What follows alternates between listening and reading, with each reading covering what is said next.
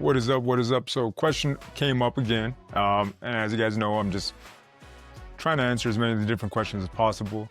I'm on vacation now, so I'm just capitalize on this time to see how many of these questions I can really go through, because I get them all the time. I don't always answer, as you guys already know. I'm kind of all over the place.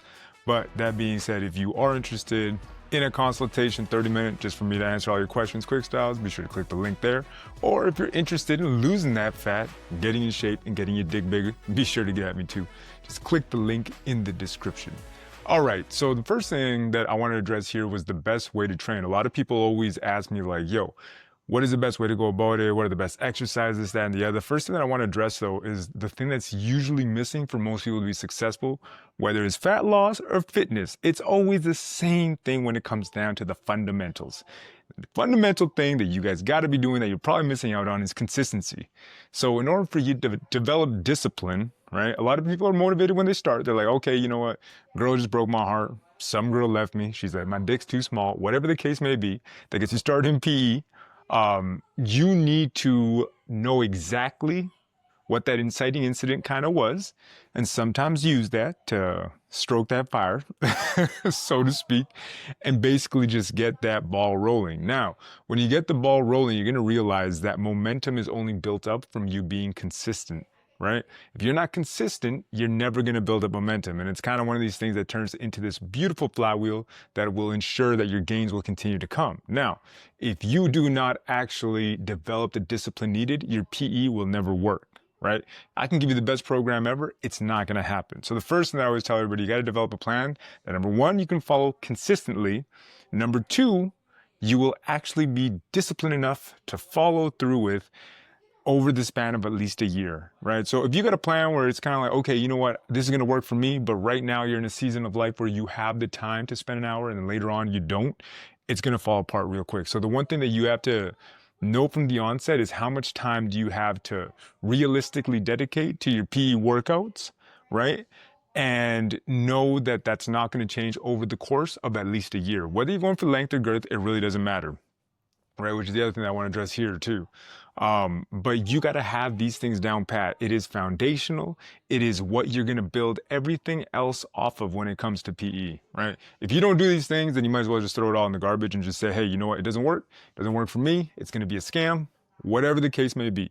So first thing you got to do is address that before you do anything else. How can I develop a plan or a program that I can stick with over the course of a year? If I can do that, then brother, you can do anything. You can lose fat. And that's kind of what I try to implement in the program that I have, right? Can you do this? Can you implement it into your life? Can you make it a lifestyle thing in the same way that you come home, you do the same ritual every single time you come home from work or whatever the case may be? You have to have that same mindset with PE. All right. Now that that's out of the way, enough of the rambling there. The second thing that you have to address is what it is that you want to focus on, right? So length and girth. I think that one of the things that's important is to have a foundation where you're making sure that you understand how PE works, right? Like in total. If you don't know how it works and you're kind of flirting with different things, you're gonna end up going back and forth. It's kind of like the guy that you know that's always bulking, cutting. Like, which one are you doing, brother? Like, you're doing both? Like, which one are you doing? So you got to know what it is that you truly want more than the other. However, here's a caveat that you got to take and run with and ensure that you implement into every aspect of your PE life, because this is important. You should always train a little bit, or not a little bit, you should always have something that's girth related if you're more of a length centered guy, right? You can't just completely disregard one in hopes of making it grow, right? You got to have a combination of the two things, because if you look at your penis, it's like a balloon, right? It's going to expand in every direction, not just one or the other, right? It's not just going to go horizontal. And there's going to be no length involved, man. If you do, you got a really odd cock, my guy. So you want to make sure you have something in where you can implement a little bit of both, right? So for me, like I said before, and I truly believe that jelqing is fundamental. It's awesome. I use it.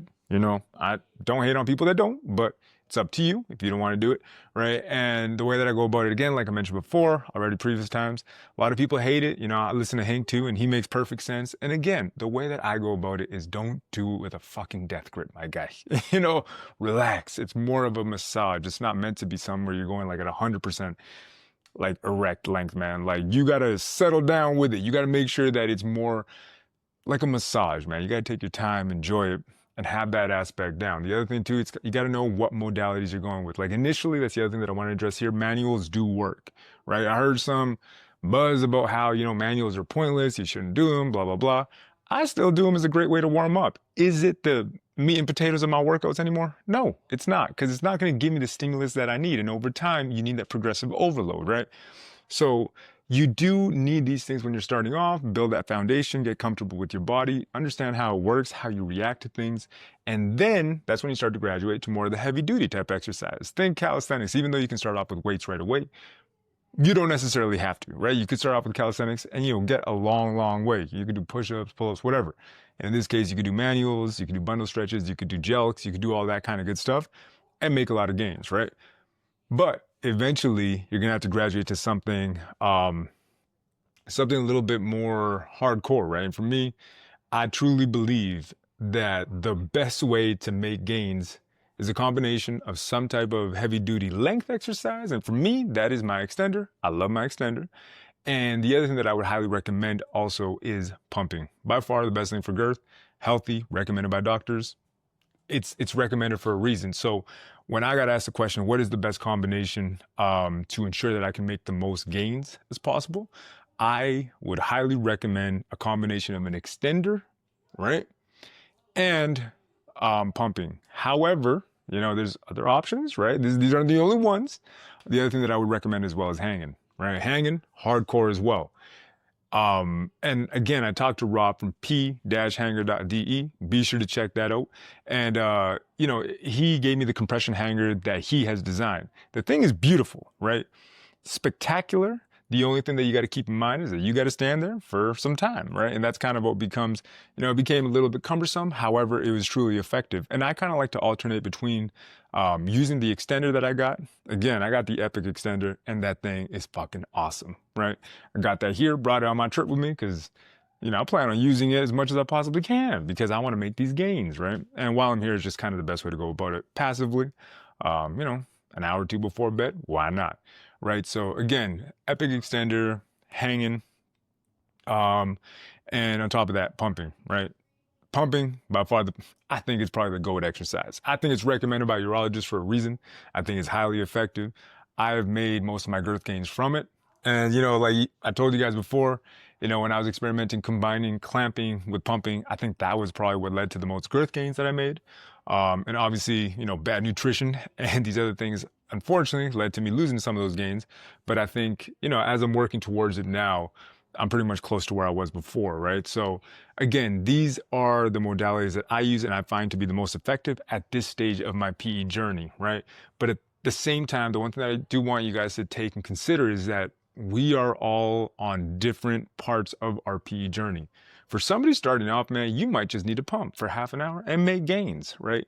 Newbie gains are a real thing and they exist for a reason, right? They're talked about for a reason. And a lot of guys make gains because they're brand new to it. So the stimulus that they're going to feel is going to be completely different than somebody that's a veteran, right? If you're a veteran using an extender for a long period of time, maybe alternate, try hanging, right? And see how that kind of goes. Combine it with something as well that's a little bit different. If you've been pumping this whole time, give clamping a shot.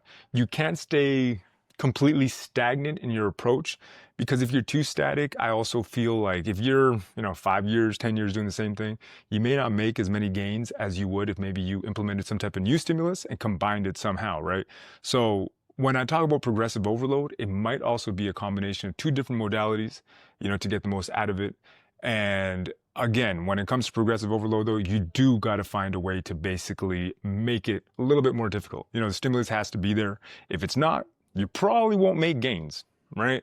Unfortunately, you can't just do the same, half an hour manual stretches that gave you the first gains that you had initially. That's probably not going to work in the future, right? So you want to make sure that you're always switching it up, change it up. Obviously, give yourself 6 months to a year before you actually change things completely. Like for me, when it comes to like pumping, I just rev it up, man. I do dynamic pumping, right? Which is you go up for a minute, bring it down, go up for a minute, bring it down, right? And that has worked very effectively for me. Obviously, the progressive overload here or the biggest change is just, hey, a bigger cylinder, pack that bad boy, less than 5 minutes, let's go, on to the next. So I hope this kind of opens up your eyes to how I go about it and how I train people to go about it. Number one, again, like I said before, you got to stay disciplined. You got to stay consistent. As soon as you get that down, sky's the limit, right? But whatever you do, make it so that you can do it consistently, develop that discipline, be consistent, have the momentum. When you have that built in, then find a modality where you can combine, using some of that length or girth work, whatever it is that you're focusing on. I do believe that there still has to be a focal point on your exercise. Focus on one or the other, but don't completely neglect the other side of PE, right? And I actually do find that you will make more gains if you make sure that, 40% is still doing some type of girth related exercise if you're a length guy or whatever the case may be. And for a lot of you guys that are doing something passive, throwing in some dynamic girth work, it's going to work miracles, man. So be sure to give it a shot and tell me how it goes. Till the next one, see you guys then.